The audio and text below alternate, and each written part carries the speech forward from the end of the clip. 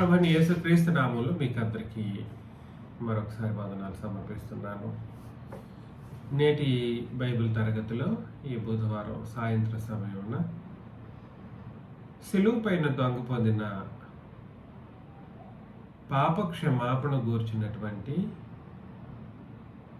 భావం ఏమిటి, అందులో దాగి ఉన్నటువంటి అంతరార్థం ఏమిటి,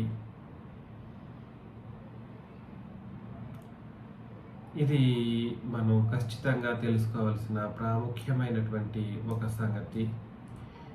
ఎందుకనంటే సిలువ పైన దొంగ కేవలం అప్పటికప్పుడు క్షమించబడ్డాడని, అప్పటికప్పుడే క్షమించబడి పరదేశికి వెళ్ళిపోయి అట్నుంచి పరలోకానికి వెళ్ళిపోయే అవకాశాన్ని పొందుకున్నాడని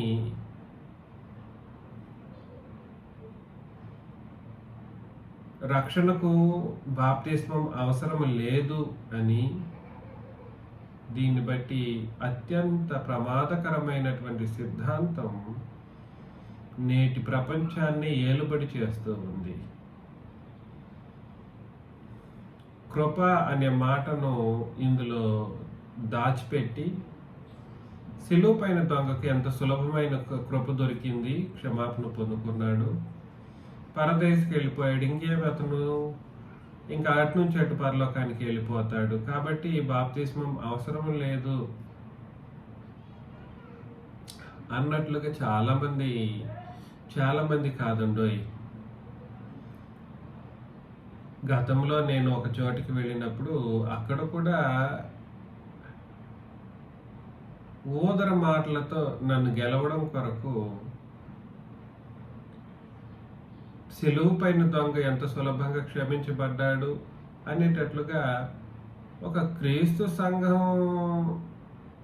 బోధకుడు అనబడి చెప్పబడినటువంటి 80+ years అతను కూడా నాతో వాదించి ఈ దొంగ మీద ఉన్నటువంటి అపార్థాన్ని అతను చూపాడు. అందుకోసమని చెప్పేసి అసలు క్రీస్తు సంఘం అనేది క్రొత్త నిబంధనను బట్టి జరిగించవలసిన క్రీస్తు సంఘము, ధర్మశాస్త్రాన్ని బట్టి కాకుండా ఉండవలసిన క్రీస్తు సంఘం ఇంత దారుణంగా సంగతులను అపార్థం చేసుకునిందా అన్నప్పుడు నాకు కొంచెం బాధ అనిపించింది. క్రీస్తు సంఘం చాలా తక్కువ మందే మన మధ్యలో ఉన్న సంఘాల గురించి చూసినప్పుడు, అందులో నిజమైన క్రీస్తు సంఘం అంటూ ఉంటే అది మనది మాత్రమే. మిగిలినవన్నీ మీరు ఎంతమంది మీ పేర్లు మీకు ఎంతమంది పేర్లు గుర్తుకొస్తాయో అంతమంది పేర్లు పెద్ద వాళ్ళు అని చెప్పుకున్నటువంటి క్రీస్తు సంఘం అనే పేరు మీదుగా జరిగించే వాళ్ళందరూ నకిలీ సంఘాలని మీరందరూ గుర్తించండి. 1, 2 ముఖ్యంగా బ్యాప్టిస్ట్ అనేటువంటి ఒక సంఘం ఒకటి ఉంది. బ్యాప్టిస్ట్ సంఘము ఒక 250 సంవత్సరాలకు ముందు నుంచి దాన్ని ఒక అతను అమెరికాలో ఏర్పాటు చేస్తే, వాళ్ళు కేవలం ఈ సిలువ పైన దొంగ గురించినటువంటి విషయాన్ని బట్టి మాత్రమే తమ సిద్ధాంతాన్ని ఏర్పాటు చేసుకొని ఒక సంఘాన్ని వాళ్ళుగా తయారు చేసుకోవటం, బాప్తిస్మం అవసరం లేదు, యేసునందు విశ్వాసం ఉంచితే చాలు మనం పరలోకం పోతాము అన్నటువంటి ఒక తప్పుడు సిద్ధాంతాన్ని ఒక 250 సంవత్సరాలకు ముందుటి నుంచి ఏర్పాటు చేసుకొని అనేకులను నరకం వైపు తిప్పటం, క్రీస్తు వైపు కాదు. వాళ్ళు అనుకున్నది ఏమిటంటే పరలోకం వైపు క్రీస్తు వైపు తిప్పుతున్నామనే ఒక భ్రమతో అనేకులను నరకం వైపు త్రిప్పడం అనేది జరిగిందన్నమాట. ఇది అత్యంత బాధాకరమైనటువంటి ఒక పరిస్థితి. అందుకని నేనేం చెప్పడానికి ప్రయత్నం చేస్తున్నానంటే, దీని వివరణ మనం మాత్రమే సరైనటువంటి రీతిలో ఇవ్వగలము అన్నటువంటి ఒక ఉద్దేశాన్ని బట్టి మీకు ఈ విషయాన్ని తెలియచేయటం చాలా అవసరమని నేను అనుకున్నాను. అందుకని సిలువ పైన దొంగ పొందినటువంటి పాప క్షమాపణ గురించినటువంటి వాస్తవిక భావన ఏమిటి, అది మనం పరిశీలన చేయాలి. అందులో ప్రాముఖ్యంగా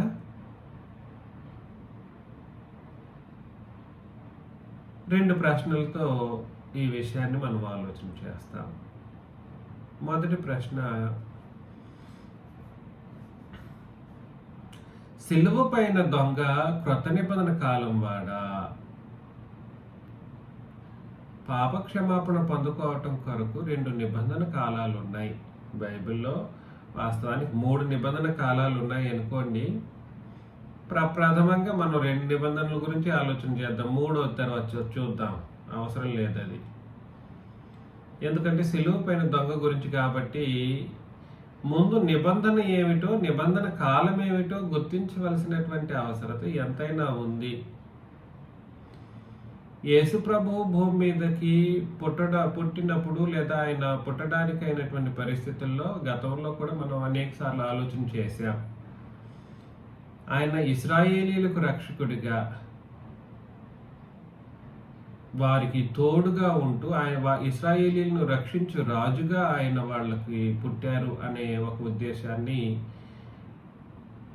అన్ని మొదటి అధ్యాయాలు, మొదటి అధ్యాయం కావచ్చు, మార్క్ మొదటి అధ్యాయం కావచ్చు, లోక మొదటి అధ్యాయం కావచ్చు, యోహాను మొదటి అధ్యాయం కావచ్చు, మనం చదువుతాం. మీరు కావాలంటే లూకా సువార్త మొదటి అధ్యాయం 16 నుండి 80 వచనాలు, 16 నుండి 80 వచనాలు చదువుకోవచ్చు. మత్తయి సువార్త 3వ అధ్యాయంలో మొదటి వచనం నుండి 17 వచనాలు చదవచ్చు.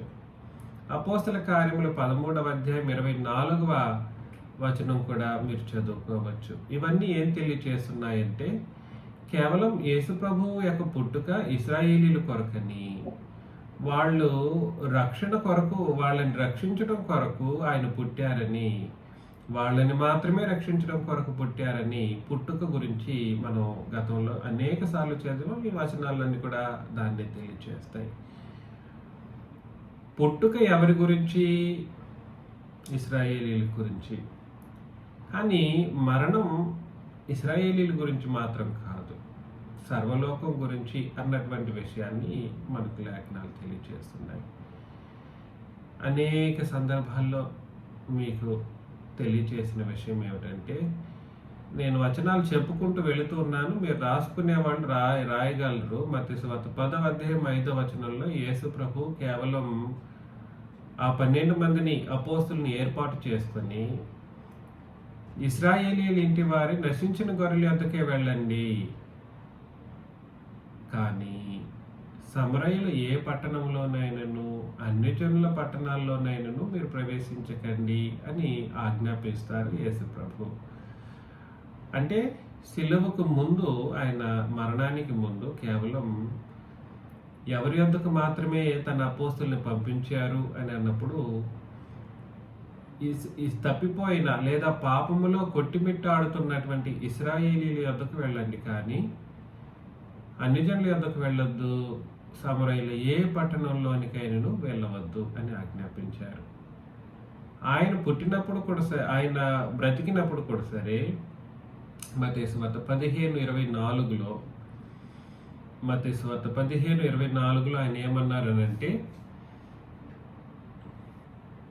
యేసు ప్రభు కేవలం ఇశ్రాయేలీల కొరకు పంపబడ్డారు అనే ఒక విషయాన్ని సాక్షాత్తు యేసు ప్రభు చెప్పడం మనం చూస్తాం.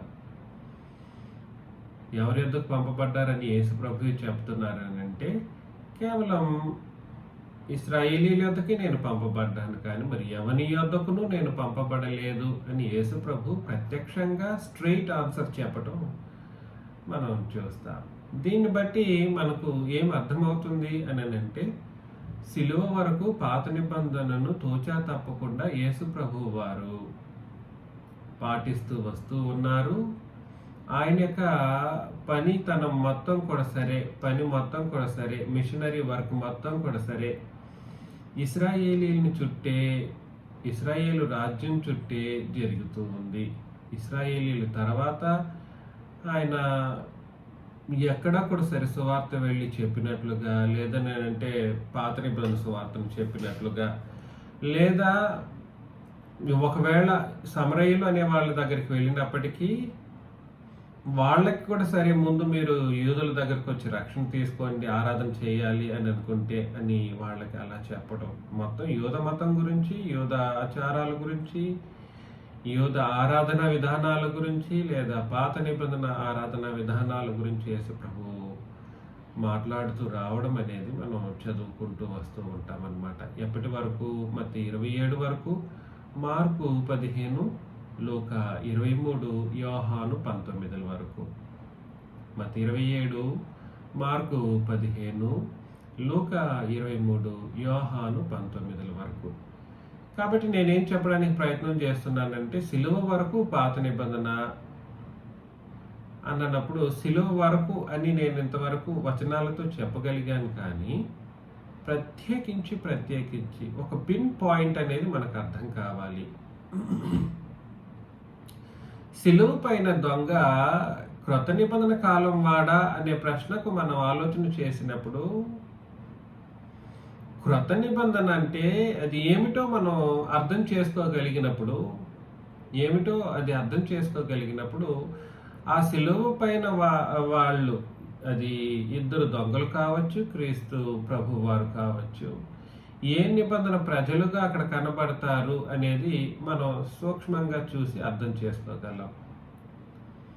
క్రొత్త నిబంధన మీకు తెలియచేసినట్లుగా 1 కొరింథీ 11:25లో నా రక్తం వలనైన క్రొత్త నిబంధన అని యేసు ప్రభువు చెప్తారు. అవునా కాదా? నా రక్తం వలనైన క్రొత్త నిబంధన. రక్తం చిందించినప్పుడు క్రొత్త నిబంధన యొక్క ఏర్పాటు జరిగింది, నేను కాదని అనట్లేదు. కానీ ప్రత్యేకించి పాత నిబంధన యొక్క ముగింపు సిలువలో జరిగింది అని అన్నప్పుడు అది బ్లంట్గా అనిపిస్తుంది. అక్కడ ఒక ఖచ్చితత్వం కనబడట్లేదు. అవునంటారా కాదంటారా?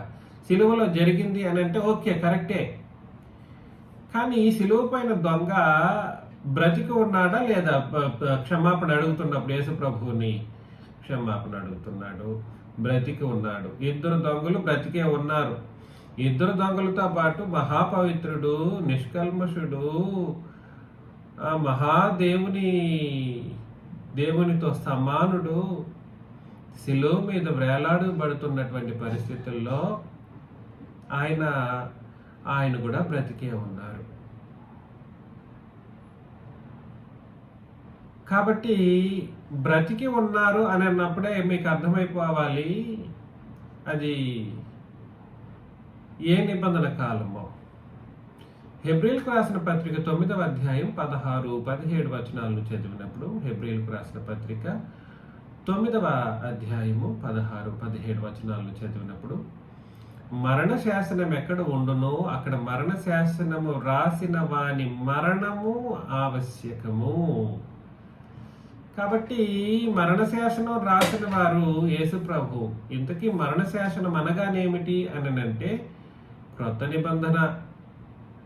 ఇందులో కూడా సరే ఒక అతను తన అజ్ఞానాన్ని బైబిల్ టీచర్ అని అనుకుంటాడు. బైబిల్ టీచర్ అంట అతను. నన్ను గెలవడం కోసం మరణ శాసనం అని అంటే రోమా సామ్రాజ్యం వాళ్ళు రాసింది మరణ శాసనం అని నన్ను గెలవడం కోసం ఇటు ప్లేట్ తిప్పాడు. మరి అంత దారుణమా, ఇంత అజ్ఞానమా, ఇంత భయం లేని పరిస్థితి. మరణ శాసనం రాసిన వాడు ఎక్కడ ఉండునో, మరణ శాసనం ఎక్కడ ఉండునో అక్కడ మరణ శాసనం రాసిన వాని మరణం అవశ్యం. మరణ శాసనం ఈజ్ ఈక్వల్ టు క్రొత్త నిబంధన. మరణ శాసనం అంటే ఏమిటి అని అంటే క్రొత్త నిబంధన. ఈ క్రొత్త నిబంధన చెల్లుబాటులోకి రావాలంటే క్రీస్తు యేసు మరణించాల్సినటువంటి పరిస్థితి ఉంది. సిలువలో ముగ్గురు వేలాడబడినప్పుడు, గుర్తుపెట్టుకోండి, సిలువలో ముగ్గురు వేలాడదీయబడినప్పుడు, ముగ్గురు బ్రతికున్నప్పుడు జరుగుతున్న సంభాషణ అది. అవునా కాదా? అతను సిలువ పైన దొంగ ఏం చేస్తున్నాడంటే అడుగుతున్నాడు, నేడు నీ రాజ్యంలో నన్ను తలెచ్చుకో ప్రభువా అని అడిగినప్పుడు యేసు ప్రభు వారు సమాధానం ఇస్తూ, నీవు నేడు నాతో పాటు పరదేశంలో ఉండు అని చెప్పారు. అంటే అర్థం ఏమిటి? ఆయన ఇంకా మరణించలేదు. ఆయన మరణించలేదు అని అన్నప్పుడు మరణ శాసనం రాసిన వాడు మరణ శాసనం చెల్లుబాటులోకి రావాలని అంటే ఈయన మరణించలేదనంటే ఇంక ఏ నిబంధన కాలంలో ఉన్నారని అక్కడ ప్రత్యేకించి మనకు అర్థం అవ్వాల్సిన అవసరం ఉందని అంటే అది పాత నిబంధన కాలము ఇంకా చెల్లుబాటులోనే ఉంది. ఎందుకనంటే ఆయన మరణించలేదు. 17వ వచనంలో హెబ్రీ 9:17లో ఆ శాసనము వ్రాసినవాడు అంటే మరణ శాసనాన్ని వ్రాసినవాడు మరణము పొందితేనే అది చెల్లును. కాబట్టి ఆయన పొందక మునుపు అది ఏ నిబంధన చెల్లుబాటులో ఉందని మనం అర్థం చేసుకోవాలి. ధర్మశాస్త్రము లేదా పాత నిబంధన చెల్లుబాటులో ఉంది. ఒకటి నిబంధన చెల్లుబాటు ఏమిటో అర్థం చేసుకోలేని అంత అజ్ఞానంలో నేటి ప్రపంచం కూరుకుపోయిందంటే పెద్ద అంటే బాగా ఎడ్యుకేటెడ్ కంట్రీస్ అనబడినటువంటి పాశ్చాత్య దేశాలు కూడా ఎందుకో మహా అజ్ఞానంతో మునిగిపోయినటువంటి పరిస్థితులను మనం గమనిస్తూ ఉన్నాం. ఆ శాసనమును వ్రాసిన వాడు మరణం పొందితేనే అది చెల్లును, అది వ్రాసిన వాడు జీవించుచుండగా అది ఎప్పుడైనాను చెల్లునా? ఆయన జీవిస్తూ ఉన్నప్పుడు క్రొత్త నిబంధనే లేదే. ఆయన బ్రతికి ఉన్నప్పుడు ఏ నిబంధన చెల్లుబాటులో ఉంది అని ఇక్కడ వాక్యం మనకు హెచ్చరిస్తూ ఉంది అని అంటే ఖచ్చితంగా మరణ శాసన చెల్లుబాటులోకి రాలేదు. ఆయన మరణించి బ్రతికున్నప్పుడు జీవించుచుండగా క్రొత్త నిబంధన చెల్లుబాటులోకి లేదు అన్నప్పుడు సిలువ పైన దొంగ నీలాగా నాలాగా మనలాగా అందరిలాగా ఒక వ్యక్తిగా అక్కడ పరిగణించబడడానికి అవకాశం ఉందా అని అంటే ఖచ్చితంగా లేదు. ఎందుకనంటే అతనున్న కాలం ఏమిటి? ధర్మశాస్త్ర కాలం. అతనున్న కాలం ఏమిటో మనం డిరైవ్ చేసుకోగలిగాం. కాబట్టి సిలువ పైన దొంగ క్రొత్త నిబంధన కాలం వాడా అని అంటే కాదు. రెండవ ప్రశ్న ఏమిటనంటే సిలువ పైన దొంగ ఏ నిబంధన సంబంధమైన వాడు అనేది కూడా మనకు అర్థం కావాలి. ఒకటి, ఏ నిబంధన కాలం వాడు.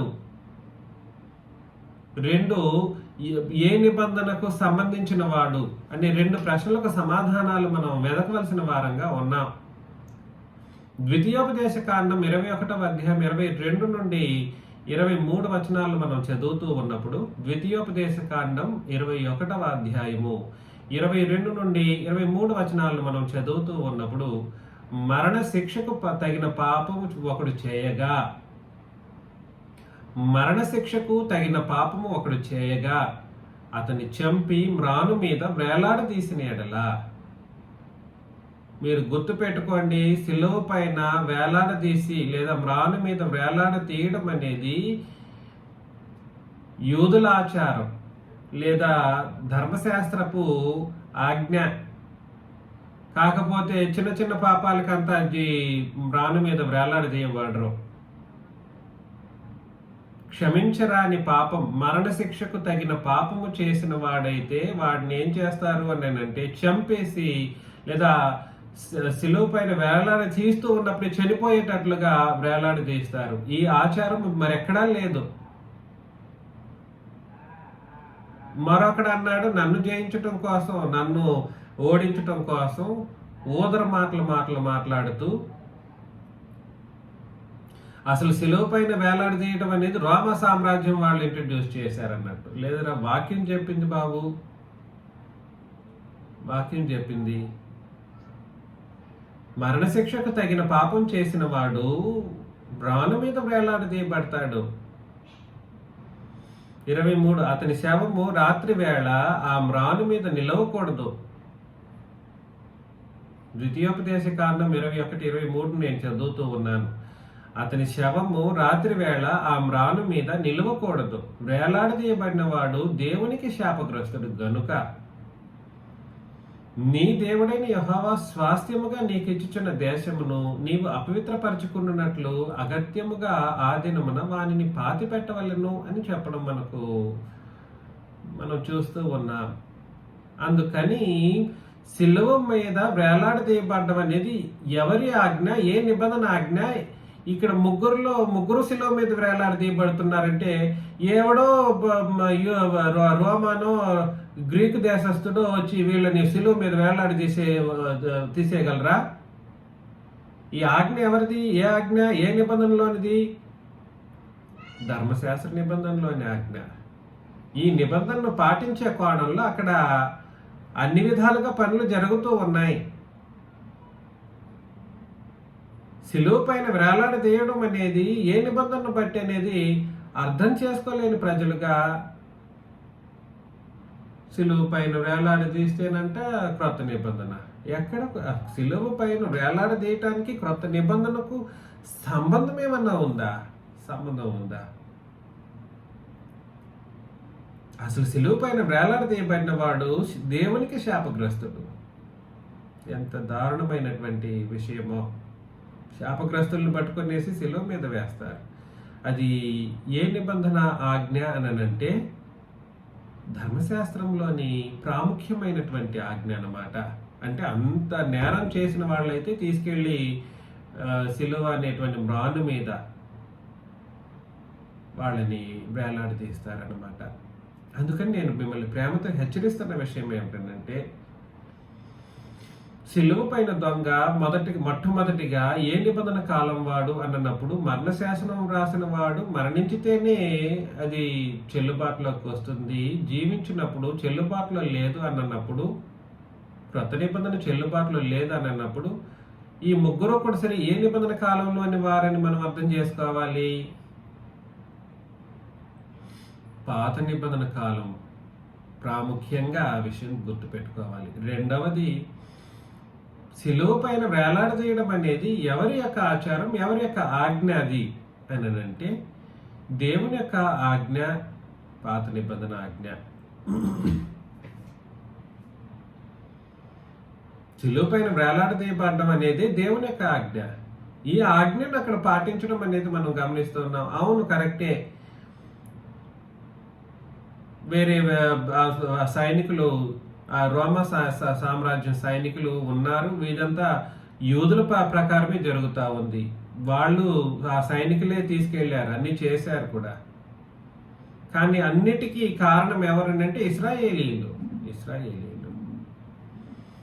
యోహాను సువార్త 19వ అధ్యాయంలో, యోహాను సువార్త 19వ అధ్యాయం 30 నుండి 36 వచనాలను నేను చదువుతున్నాను. యేసు ఆ చిరక పుచ్చుకొని సమాప్తమైనదని చెప్పి తల వంచి ఆత్మను అప్పగించెను. చిరక పుచ్చుకొని సమాప్తమైపోయిందంతా. నేను వచ్చిన పని, నెరవేర్చిన పని సమాప్తమైపోయింది. సమాప్తమైందన్న మాటలో అనేక విషయాలు దాగున్నాయండో. ఈ గతంలో చెప్పాను, ఎంతమంది గుర్తుందో లేదో. ఆయన చిరక పుచ్చుకొని సమాప్తమైనదని చెప్పి, ఒకటి ధర్మశాస్త్ర వాగ్దానాలన్నీ సమాప్తమయ్యాయి. 2 ధర్మశాస్త్ర ప్రవచనములన్నీ, ధర్మశాస్త్ర నెరవేర్పు ప్రవచనాలన్నీ సమాప్తమయ్యాయి. 3 ధర్మశాస్త్రమే సమాప్తమైంది సిలువలో. 4 ఇశ్రాయేలీలందరూ ఆత్మ సంబంధమైన విధానంలో చనిపోయారు, సమాప్తమైపోయారు. 4 ధర్మశాస్త్ర విశ్వాసము సమాప్తమైంది. 5 ధర్మశాస్త్ర నీతి సిలువలో కొట్టివేయబడింది. ఇంక లేదు అది, ఆ నీతి. ఇంకెవడైనా రావాల్సింది ఉందంటే కేవలం క్రీస్తు నందు విశ్వాసం ఉంచడం ద్వారా, ఆయన మరణమునందు విశ్వాసం ఉంచడం ద్వారా నీతిమంతుడిగా తీర్చబడాలి. ఏమి సమాప్తమైంది? సమాప్తమైంది అంటారు. యేసు పలికిన 7 మాటలు అని చెప్పుకుంటూ అందులో సమాప్తమైందని ఒక మాటను మాత్రమే యేసు ప్రభు అందులో 7లో ఒకటిగా చూపిస్తూ, ఏమి సమాప్తమైందో తెలియకుండా సమాప్తమైందని ఒక మాటను గంటలుగా మాట్లాడడం ఈ బుద్ధిహీనులకు. అందులో క్రీస్తు సంఘంలో మనకు తెలిసిన వాళ్ళు కూడా దాంట్లో ఒక భాగంగా మాట్లాడడం అనేది అత్యంత బాధాకరమైనటువంటి ఒక విషయం. ఏమి సమాప్తమయ్యింది? ఏంది మీకు వీళ్ళకి ఏమి తెలుస్తుందో నాకు అర్థం కావట్లేదు. ఏదేమైనప్పటికీ సమాప్తమయ్యింది అనే మాటలో ఎన్ని సమాప్తమయ్యాయో గుర్తు పెట్టుకోండి. చాలా విషయాలు సమాప్తమయ్యాయి. ఇశ్రాయేలీలకు తండ్రిని దేవునికి ఉన్న ఆ భార్యాభర్తల సంబంధం తెంచివేయబడి ఆ బంధం ముగించబడింది, సమాప్తమయ్యింది.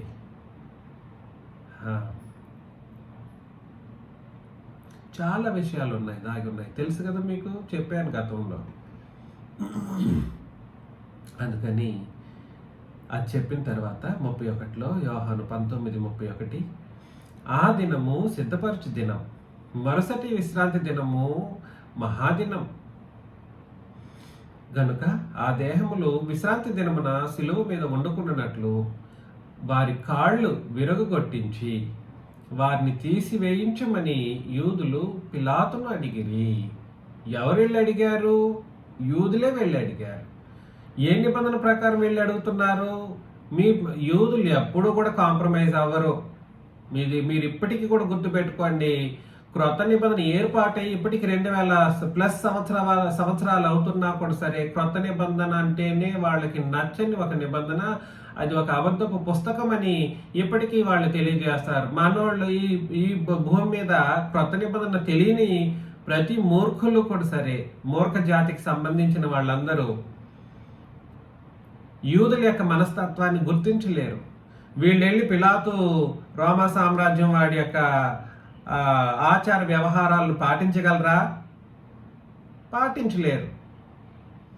కాబట్టి విశ్రాంతి దినం, ఏ దినం అది? విశ్రాంతి దినం మహాదినం అని అంట. ఈ మహాదినపు విశ్రాంతి దినాన శిలువ మీద ఎవడు ఉండకూడదు అని చెప్పేసి ఈ ముగ్గురిని కాళ్ళు ఒకవేళ బ్రతికుంటే కాళ్ళు విరగొట్టించి, ఇదంతా కూడా సరే పాత నిబంధనలో దేవుడు రాసిపెట్టేశాడు. విరగొట్టించి వారిని తీసివేయించమని యూదులు పిలాతును అడిగిరి. ప్రతిదీ ధర్మశాస్త్రాన్ని బట్టి జరుగుతూ ఉంటే అక్కడ ఏ నిబంధనో తెలియకుండా మనుషులు టకామని శిలువ పైన దొంగ క్షమించబడ్డాడు కదా, నేను క్షమించబడినా, జీవించినంతకాలం పాపంతో జీవించేసి లాస్ట్ క్షణంలో నేను కూడా దొంగలాగా ఏం చేస్తాను? క్షమాపణ అడుగుతాను, పరలోకం పోతాను.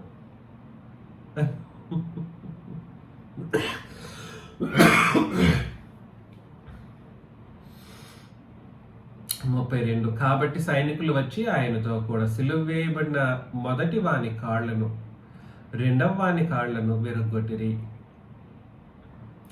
ఇద్దరు సిలువ మీద వేయబడ్డారంటే అది ఏ నిబంధన?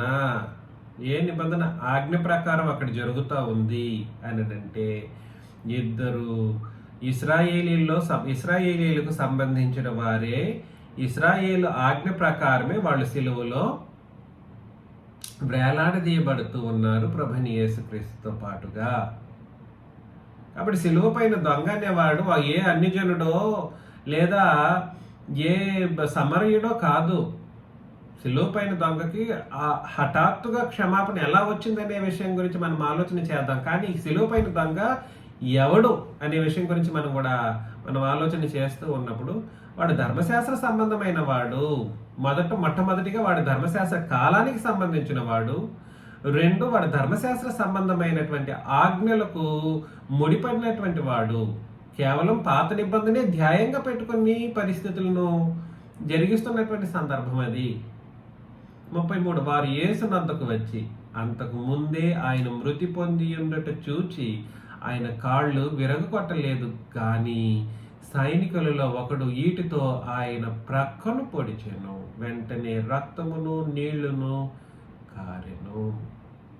ఇది చూచిన వాడు సాక్ష్యం ఇచ్చుచున్నాడు. అతని సాక్ష్యం సత్యమే. మీరు నమ్మునట్లు అతడు సత్యం చెప్పుచున్నాడని ఆయన నెరుగును. అతని ఎముకలలో ఒకటైనను విరవబడదు అను లేఖనం నెరవేరినట్లు ఇవంతా జరుగుతూ వస్తున్నాయని చెప్పేసి అక్కడ చదువుతున్నాడు అనమాట. కాబట్టి మ్రాను మీద వేలాడదీయబడడం అనేది ఏ నిబంధన? 3 ఆలోచన చేయొచ్చు. క్రొత్త నిబంధన, నేను అడిగిన ప్రశ్నలో ఏ నిబంధన అంటే క్రొత్త నిబంధనగా ఉండొచ్చా, పాత నిబంధనగా ఉండొచ్చా, లేదా రోమా సామ్రాజ్యపు చట్టంగా ఉండొచ్చా? 3 ప్రశ్నల్లో అది క్రొత్త నిబంధనగా ఉండడానికి కుదరదు అని చెప్పేసి ముందుగానే ఆలోచన చేసి, ఎందుకంటే యేసు ప్రభు మరణించక ముందు క్షమించేశాడు ఆయన్ని. ఎవరిని? దొంగని మరణించక ముందు క్షమించేశాడు. కాబట్టి క్రొత్త నిబంధన ఉండడానికి లేదు. యూదులే వెళ్ళి వేడుకుంటున్నారు ఎవరిని? ఈ పిలాతుని వేడుకుంటున్నారు. యూదులు మా నిబంధన ప్రకారం విశ్రాంతి దినం రాబోతుంది, శిలువ మీద వేలాడదీయబడ్డం అనేవాడు అలా వేలాడదీయబడ్డానికి వీలు లేదు, విశ్రాంతి దినాన వేలాడుతూ ఉండడం కుదరదు, అందులోను బ్రతికి ఉండడం మా ముందు కుదరదు అని చెప్పేసి పక్కాగా ఆ నిబంధన విషయాలను ఆ పిలాతుకి ఎడ్యుకేట్ చేసి మరీను బ్రతికున్న వాళ్ళని చంపించేసేసి అప్పటికప్పుడే వారి కాళ్లను విరగొట్టించి వాళ్ళ ప్రాణాలు పోయేటట్లుగా చేసి, యేసు ప్రభు అప్పటికే చనిపోయిన విషయాన్ని కూడా సరే కన్ఫర్మ్ చేయడం అనేది అక్కడ జరుగుతూ ఉందన్నప్పుడు ఇది రోమా సామ్రాజ్యం చట్టం ప్రకారం జరిగింది అనడానికి అవకాశం ఉందనంటే ఖచ్చితంగా లేదు. మరి కేవలం ఒకే ఆప్షన్ ఏమిటనంటే ఇదంతా ధర్మశాస్త్రం ప్రకారం జరిగింది అనే విషయాన్ని మనం అర్థం చేసుకోకపోతే మాత్రం అత్యంత ప్రమాదంలో విశ్వాసాలు అస్తవ్యస్తంగా మారిపోతాయి. అబద్ధపు విశ్వాసం, అబద్ధపు ఆలోచన విధానాల్లో కూరుకుపోతారు. నేటికి చాలా మంది ఈ సిలువ పైన దొంగను చూసేసి ఇష్టానుసారమైనటువంటి జీవితాన్ని జీవించుకుంటూ పరలోకం నేను పోతాను, లాస్ట్ మూమెంట్లో నేను క్షమాపణ అడిగేస్తాను, నేను అటు నుంచి అటు పరలోకానికి వెళ్ళిపోతాను అనేటువంటి ఒక తప్పుడు సిద్ధాంతాలను కలిగి ఉండటం అనేది నేను అందులోనూ ప్రాముఖ్యంగా అసలు బాప్తిస్మమే లేదని బ్యాప్టిస్ట్ చర్చి వాళ్ళు మొదట ప్రారంభించారు ఈ సిద్ధాంతాన్ని. బ్యాప్టిజం అవసరం లేదు, యేసు ప్రభువుని విశ్వసిస్తే చాలు రక్షణ, ఇదిగో సిలువ పైన దొంగ దానికి రుజువు అని చూపించేసి ఏ నిబంధన రక్షణ అసలు రక్షణ అనే మాటకు అర్థం లేకుండా చేసి పడేశారు నేటి ప్రపంచంలోని ప్రజలు. దానికి వత్తాస పలుకుతూ ఈ క్రీస్తు సంఘం అని చెప్పుకుంటున్నటువంటి అబద్ధపు క్రీస్తు సంఘాలన్నీ కూడా సరే మత్తయి నుండి క్రొత్త నిబంధన అని చెప్పుకుంటూ 5వ అధ్యాయంలో పాత నిబంధన కొట్టివేసి క్రొత్త నిబంధన ఏర్పాటు చేస్తున్నారు అన్నట్లుగా మాట్లాడుకుంటూ యేసు ప్రభువుని అబద్ధికునిగా చేస్తూ, తండ్రిని అబద్ధికునిగా చేస్తూ, పరిశుద్ధాత్ముడిని అబద్ధికునిగా చేసి తండ్రి కుమార పరిశుద్ధాత్మకు విరోధమైనటువంటి పాపాలు చేసుకుంటూ నిత్య నరకానికి ఆహుతైపోతున్నటువంటి సందర్భం ఈ ప్రాముఖ్యమైనటువంటి సందర్భం. సిలువ పైన దొంగ పొందినటువంటి పాప క్షమాపణ క్రొత్త నిబంధన రక్షణ అంటారా? క్రొత్త నిబంధన రక్షణ కాదే. కాలం ఏమిటి? ధర్మశాస్త్ర కాలం. నిబంధన ఏమిటి? ధర్మశాస్త్ర నిబంధన. అపోస్తల కార్యములు 5:30లో అపోస్తల కార్యములు 5వ అధ్యాయం 30వ వచనంలో మీరు రానున్న వేలాడ వేసి సంహరించిన యేసును మన పితరుల దేవుడు లేపెను. రానున్న వేలాడ తీయడం అనేది వాళ్ళకి యూదుల కట్టడ. రానున్న మరణానికి తగిన శిక్షను పొందినటువంటి ఏ యూదుడైనా ఖచ్చితంగా రానున్న వేలాడదీయబడతాడు. బహుశా మీరు పాత నిబంధనలు ఇలాంటి ఒక పరిస్థితులు చూసుండకపోయిండొచ్చు, ఎవరు కూడా రానున్న వేలాడదీయబడలేదు కదా అని మీరు అనొచ్చు. రానున్న వేలాడదీయబడి ఉండొచ్చు. ఇది ఎందుకు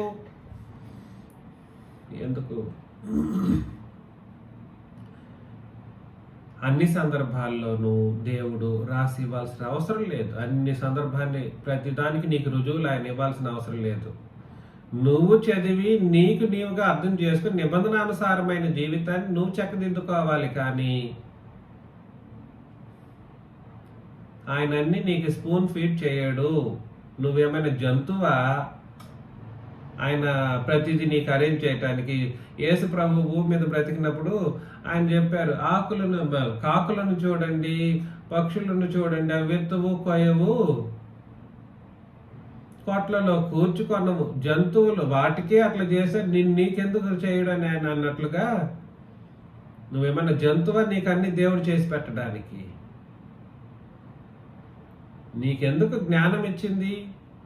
మృగంలాగా ఏదో ఉండిపోవడం కోసమా? కాదు, ఇవంతా చదవాలి, కళ్ళు తెరిచి చదవాలి, అందులోనూ తెరవాలి కళ్ళు.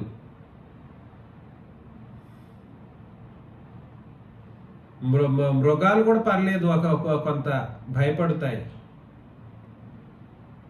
అందుకని నేను ప్రేమతో మిమ్మల్ని హెచ్చరిస్తున్న విషయం ఏమిటంటే, అపోస్తల కార్యం 10వ అధ్యాయం 39 క్షమించండి, అపోస్తల కార్యం 10వ అధ్యాయం 39, 40 వచనాలు, 41 వచనాలు కూడా చదివినట్లయితే, ఆయన యూదుల దేశమందును, అండర్లైన్ చేసుకోవాలి, 10:39 అపోస్తల కార్యములు, ఆయన యూదుల దేశమందును యెరూషలేమునందును చెప్పిన వాటన్నిటికీ మేము సాక్షులం, అయినను వారు మ్రానును వేలాడదీసి చంపించేశారు.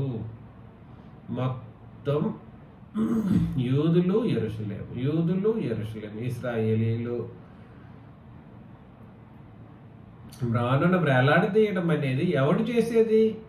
ఎవడో రామ సామ్రాజ్యంలో వాడో ఎవడో చేసేది కాదు. వాళ్ళు చేస్తానంటే ఒప్పుకోరు యూదులు, అది మీకు తెలియదు. అంత స్ట్రాంగ్గా ఉంటారు వాళ్ళు.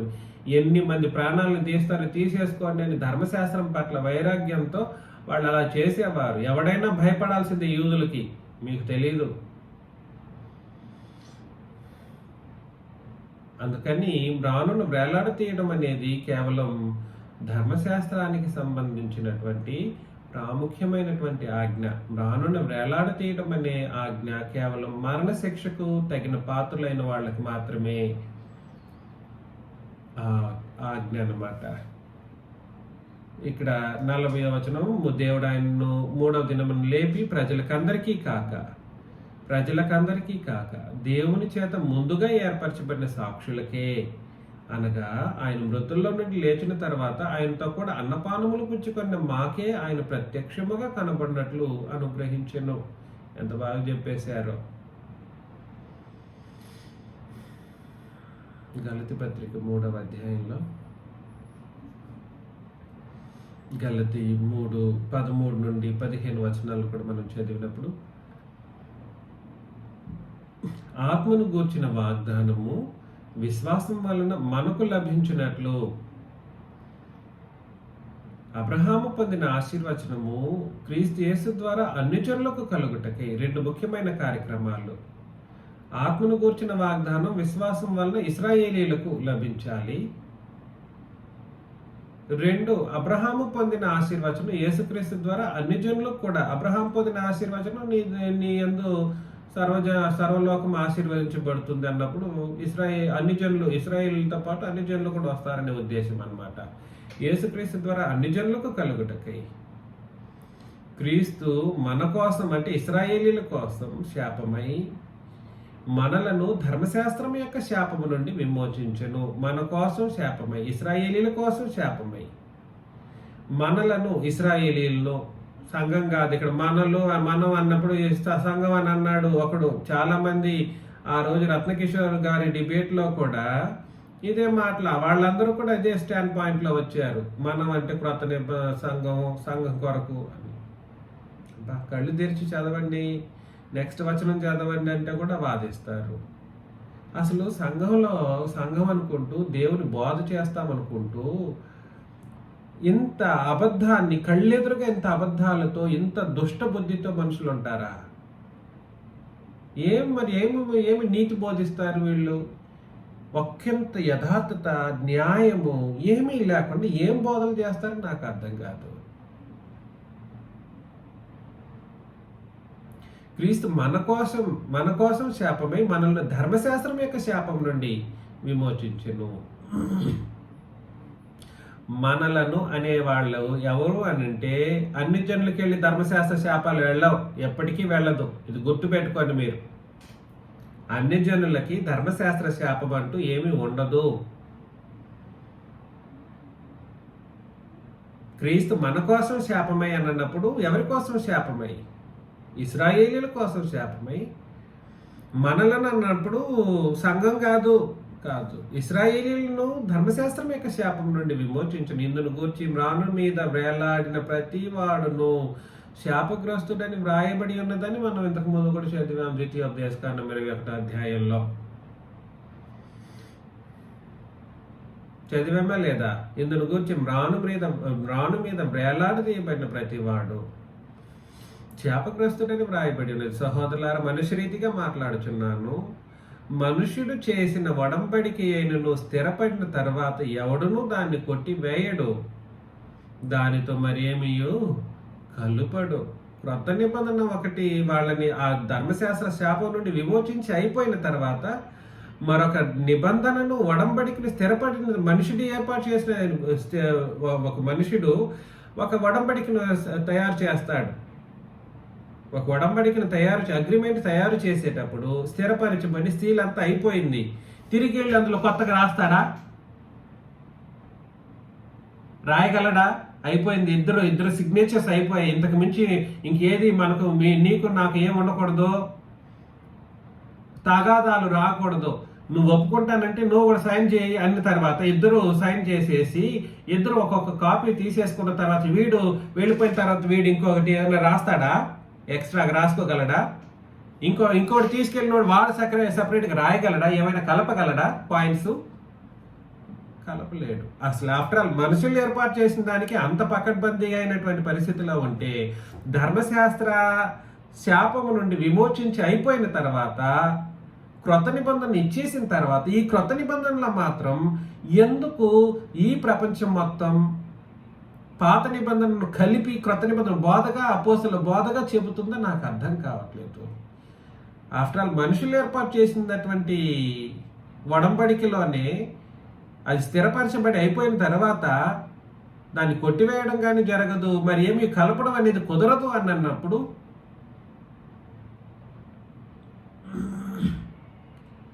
మనుషులు సాక్షాత్తు ప్రభుని క్రీస్తు చేసి తన రక్తం చేత ఏర్పాటు చేయబడినటువంటి మరణ శాసనం ఏదైతే ఉందో ఆ మరణ శాసనంలో కలపడం ఎలాగా సాధ్యం? పాత నిబంధనలోని విషయాలను తీసుకొచ్చేసి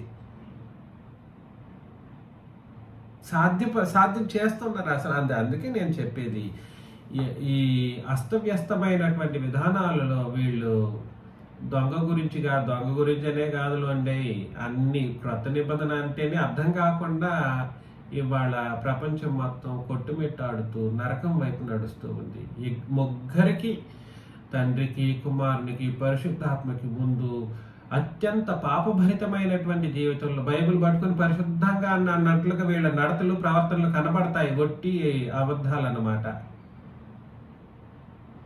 వట్టి అబద్ధాలు. అందుకని మిమ్మల్ని ప్రేమతో నేను హెచ్చరించే విషయం ఏమిటనంటే, ముగ్గురు బ్రతికి ఉన్న సందర్భం ఏ నిబంధన సంబంధమైన సందర్భం?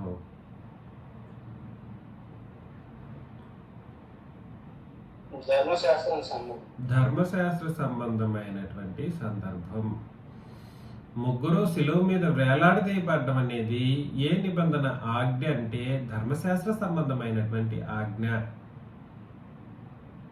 ఎవరు మాత్రమే అలా వేలాడదీయబడతారనంటే మరణకరమైనటువంటి పాపం చేసి శాపగ్రస్తులైనటువంటి వారి మీదకి వచ్చే శాపభరితమైనటువంటి కట్టడనే మ్రాను మీద వేలాడదీయబడేటువంటి ఒక పాపం అన్నమాట. దీన్ని తీసుకెళ్ళి క్రొత్త నిబంధన అనుకొని దొంగను చూపెట్టి, ఈ దొంగలాగా నేను యేసుప్రభుని నమ్మేసుకుంటాను, యేసుప్రభు దొంగని క్షమించను, యేసుప్రభు నన్ను క్షమించడా, నేను ఏ దొంగతనం చేయలేదు అంటాడు. మరలా నా దగ్గర ఎంతమంది చెప్పారు అట్లాంటి మాటలు? దానికి ఇంకో వచనం జోడించాడు ఒకడైతే. అసలు ఎంత మూర్ఖులనండి.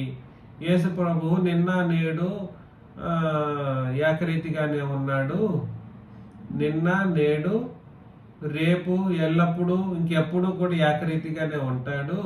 కాబట్టి నిన్న అన్నప్పుడు గతంలో జరిగిపోయినప్పుడు కూడా సరే, ఆ యేసు ప్రభు ఎవరి విషయంలోనూ మారడు కాబట్టి ఆయన వాళ్ళని క్షమించినట్లుగా నన్ను కూడా క్షమిస్తాను. ఇదంతా అసలు ఏమన్నా తెలివి ఉందా నీ మాటలకి?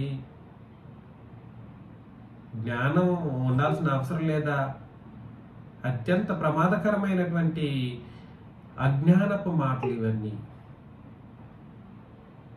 ప్రమాదకరం.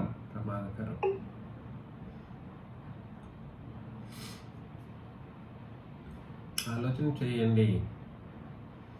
యేసు ప్రభు క్షమించే అధికారం ఆయనకు ఉంది.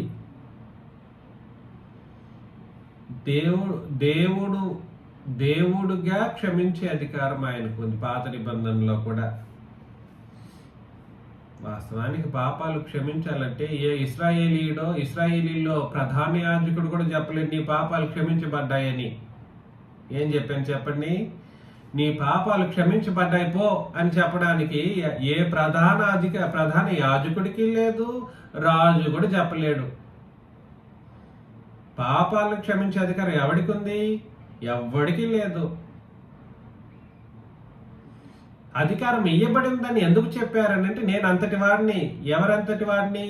నీ దేవుడు యెహోవా అంతటి వాడిని అని యేసు ప్రభు ప్రత్యేకించి మాట్లాడడం అనేటువంటి ఒక విషయాన్ని ఎందుకు ఇశ్రాయేలీలు గుర్తించలేకపోయారో నాకు అర్థం కాలేదు. కానీ ఇప్పుడున్న దరిద్రులు కూడా ఇంత టెక్నాలజీ వచ్చిన తర్వాత, ఎన్ని చదువులు చదువుకున్న తర్వాత అర్థం చేసుకోలేకపోయారు. మత్తయి సువార్త 9వ అధ్యాయంలో మత్తయి సువార్త 9వ అధ్యాయం 2వ వచనం, ఇదిగో జనులు పక్షవాయువుతో మంచము పట్టి ఉన్న ఒకని ఆయన వద్దకు తీసుకుని వచ్చిరి. యేసు వారి విశ్వాసమును చూచి, కుమారుడా, ధైర్యముగా ఉండు, నీ పాపములు క్షమింపబడి ఉన్నవని పక్షవాయువు గలవానితో చెప్పెను. ఎలాగా? నీ పాపాలు క్షమించబడి ఉన్నాయని పక్షవాయువు కలిగిన వానితో చెప్పారు యేసు ప్రభు. ఇదిగో శాస్త్రంలో కొందరు ఇతడు దేవదూషణ చేయుచున్నాడని తమలో తాము అనుకొనగా, వీళ్ళు ఎప్పుడు చూసారా వెంటనే వీళ్ళ ఆలోచన ఎలా మారిందో. ఈ శాస్త్రులు దేవదూషణ అంటే దేవుడు అంతటి వాడే కదండి. దాని అర్థం ఏమిటి? నిన్ను క్షమించేస్తున్నాను పో అని యేసు ప్రభు చెప్తున్న ఆ మాటలో ఎంత ఆంతర్యం ఉందో గుర్తించలేని ఈ దుర్మార్గులు శాస్త్రులు దేవదూషణ అని అంటున్నారేంటి? అసలు ఇదే పద్ధతి కదా ఇవాళ ఉన్న మనుషుల్లో కూడా ఉన్నది. ఇదే పద్ధతే. యేసు వారి తలంపులు గ్రహించి, నువ్వేమనుకుంటున్నావు యేసు ప్రభువుని? ఆ దరిద్రులకి అర్థం కాలేదు, ఈ దరిద్రులకి అర్థం కావట్లేదు. క్రీస్తు సంఘం అనుకుంటాడు, పెద్ద పెద్ద బోధకుడు అంటాడు, కోట్లు పెట్టుకుని ఉంటాడు. ఏమీ లేదన్నవాడన్నా కూడా తిరిగి నిబంధనలోనికి రానివాడు, పేదవాడు రానంటాడు. పాత నిబంధనలోనికి రాని ఆహ్వానిస్తే యేసు వారి తలంపులు గ్రహించి, మీరెందుకు మీ హృదయంలో దురాలోచనలు చేయుచున్నారు? నీ పాపములు క్షమింపబడి ఉన్నవని చెప్పడం సులభమా? లేచి నడువమని చెప్పడం సులభమా? ఎంత బాగా చెప్పారు. నీ పాపములు క్షమింపబడి ఉన్నవని చెప్పుట సులభమా అని అంటే మీరేమనుకుంటున్నారు? నన్ను నేను క్షమించానంటే క్షమించాను, దానికి గుర్తు ఏమిటి అని అంటే లేచి నడువు అని చెప్పినప్పుడు నేను క్షమించానని దాని అర్థం. పక్షవాయువు కలిగిన వాడిని లేచి నడువు అని చెప్పినప్పుడు ఏ మందులు మాత్రలు మెడికేషన్స్ లేకుండా, నేను ముందు యేసు ప్రభు లేచి నడువమని ముందు చెప్పలేదు, నిన్ను క్షమించాను, నీ పాపాలు నేను క్షమించాను, ఆ తర్వాత లేచి నడువు అని అన్నారు యేసు ప్రభు. ముందు పాపాలు క్షమించబడ్డాయి. అందుకని నీ పాపములు క్షమింపబడి అని చెప్పుట సులభమా లేదా నీ లేచి నడువమని చెప్పట సులభమా? ఆయనను పాపములు క్షమించుటకు భూమి మీద మనుష్య కుమారునికి అధికారము కలదని మీరు తెలుసుకొనవలెను అని చెప్పి ఆయన పక్షవాయువు గల వారిని చూచి, నీవు లేచి నీ మంచం ఎత్తుకొని నీ ఇంటికి పొమ్మని చెప్పగా వాడు లేచి తన ఇంటికి వెళ్ళిపోయాడు. అద్భుతమైనటువంటి సన్నివేశం. పాత నిబంధనలో కూడానండి ఆయన 2 రకాల రోల్స్, యేసు ప్రభుది 2 రకాలని చెప్పడానికి కుదరదులేండి. నేను చెప్పాను మీకు క్రొత్త నిబంధనలో యేసు ప్రభు ఎలాంటి వారని చెప్పేసి మీరు ఒకసారి యూట్యూబ్లో యేసు ప్రభు చాలిన దేవుడు అనే ఒక సబ్జెక్ట్ని వింటే మీకు ఒళ్ళో గగుర్పాటు పుట్టుకొస్తాయి, గూస్ బంప్స్ వచ్చేస్తాయి. పాత నిబంధనలో కూడా ఆయన అంతే పరిస్థితిని కనపరిచారు. కాకపోతే ఒక స్టేటస్ తగ్గారు. ఎందుకంటే నిబంధన మానవుడిగా ఉన్నాడుగా. నిబంధన మానవుడు ఆ నిబంధనను జరిగించే కోణంలో ఆ నిబంధన నెరవేర్చటం, ఒక రాజుగా ఇశ్రాయేలీలను ఆత్మ సంబంధమైనటువంటి రాజరికంతో ముందుకు సాగటం, ఒక దేవుడిగా వాళ్ళ పాపాలు క్షమించటం, దేవుడిగా వాళ్ళ పాపాలను క్షమించటం సాధారణమైన విషయం కాదండోయ్. పాపాలు క్షమించబడ్డాయి. ఏంటి యేసు ప్రభు దేవుడిగా క్షమించాడా అని ఇప్పుడు నన్ను అడిగాడు అనుకోండి, నేను ఇదిగో శాస్త్రలాగా ప్రవర్తిస్తున్నావు నువ్వు కూడా అని నేను అంటాను వెంటనే. యేసు ప్రభు దేవుడిగా క్షమించాడా అని నన్ను ఎవడైనా అడిగాడు అనుకోండి, ఇదిగో శాస్త్రంలో కొందరు ఇతడు దేవదోషం చేయుచున్నాడని తమలో తాము అనుకున్నారు అన్నట్లుగా నువ్వు కూడా శాస్త్రుడివేరా, నువ్వు కూడా మూర్ఖుడివే, వాళ్ళలాగా నరకపాత్రుడివి అని అంటానన్నమాట. ఎవడైనా చెప్పగలుగుతాడా? ఏ ప్రధాన యాజకుడైనా చెప్పాడా క్షమించానే, దేవుడిగా నిన్ను ఏర్పాటు చేస్తున్నాను అని మోషేని పాత నిబంధనలో ఫరోకి దేవుడిగా ఏర్పాటు చేసినప్పుడు ఫరోకి దేవుడిగా ఏర్పాటు చేశాడు. కానీ అది దాని అర్థం ఏమిటనంటే అన్ని విధాలుగా ఏలుబడి చేసే కోణంలో చెప్పాడు, కానీ పాపాలు క్షమించే కోణంలో కాదు. అది పాపాలు క్షమించే కోణంలో కాదు. ఫరో విషయంలో కూడా ఎంతటి విషయాలు ఉన్నాయి గ్రంథంలో.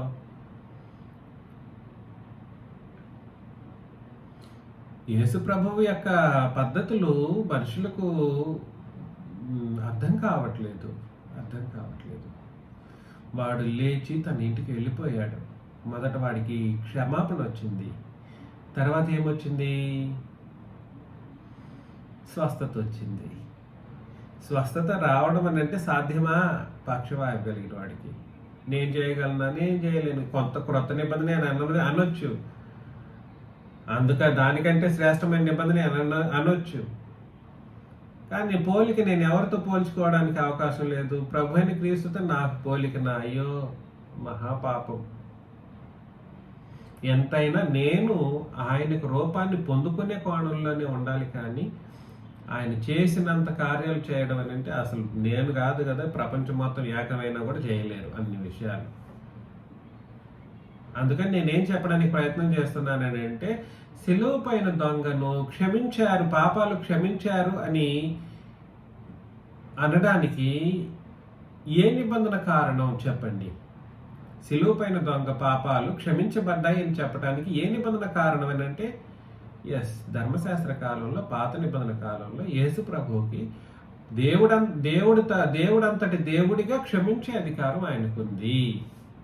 దేవుడంతటి దేవుడిగా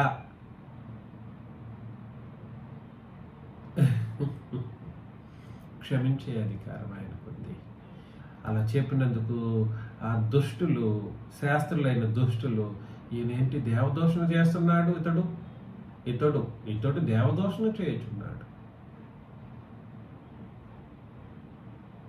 అవన్నీ ఆయనకు తెలియదా? వీళ్ళ హృదయాలు తెలియదా?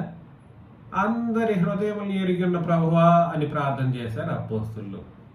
అపోస్తుల కార్యం మొదటి అధ్యాయంలో మనం చదివామా లేదా?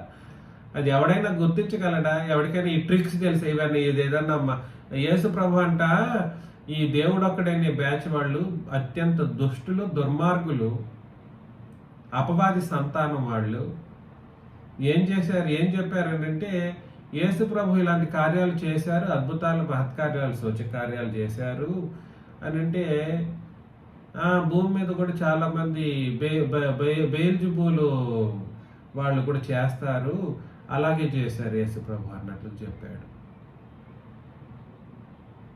ఎంత దారుణం అది! ఈ ట్రిక్స్, ఈ మోసకరమైనటువంటి ఈ ఏమంటారు దాన్ని, అద్భుతాలు ఇవన్నీ కూడా ఆనాటి కాలంలో కూడా చేశారు. అసలు దేవుని ప్రజలు కాని వాళ్ళు కూడా చేశారు. ఇందులో యేసు ప్రభు చేసిన దాంట్లో ఏం గొప్ప అన్నట్లుగా. అసలు అలాంటి వాళ్ళని ఏం చేయాలో ఏం చెప్పాలో నాకు అర్థం కావట్లేదు. ఎంత దారుణంగా తయారయ్యారు. అందుకే నేను ఉగ్రవాదులని అంటానన్నమాట.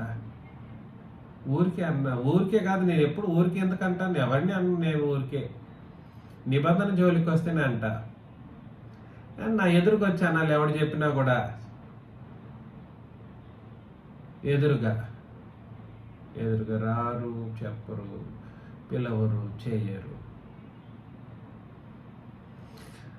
అందుకని సిలువ పైన దొంగకి పాపక్షమాపణ ఎలా దొరికింది అనడానికి కారణం ఏమిటంటే, యేసు ప్రభువు దేవుడిగా ఆ సిలువ పైన దొంగని క్షమించి అదే దేవత్వాన్ని బట్టి ఏం చెప్పారు చెప్పండి?